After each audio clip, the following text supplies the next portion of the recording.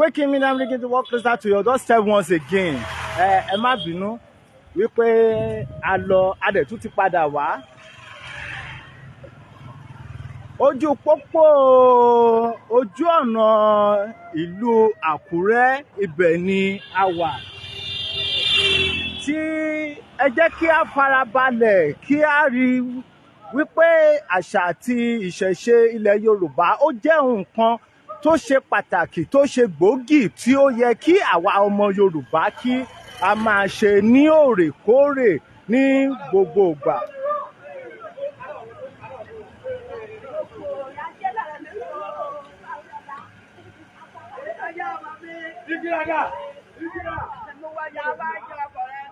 Ìlú Àkúrẹ́ ni a wà tí a ti mú ètò yìí wá sí ojúwòran yín.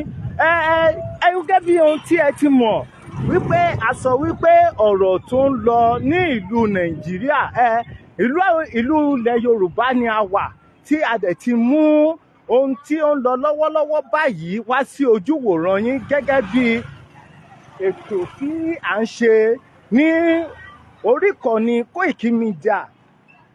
Koikimedia TV lórí ìkànnì Koikimedia TV gẹ́gẹ́ bí ẹ ti ṣe mọ̀ lára àwọn ohun tí ó ń lọ ní ilẹ̀ Yorùbá òun náà ni eléyìí tí a mú wá sí ojúwòran yín ní ọjọ́ títí èní.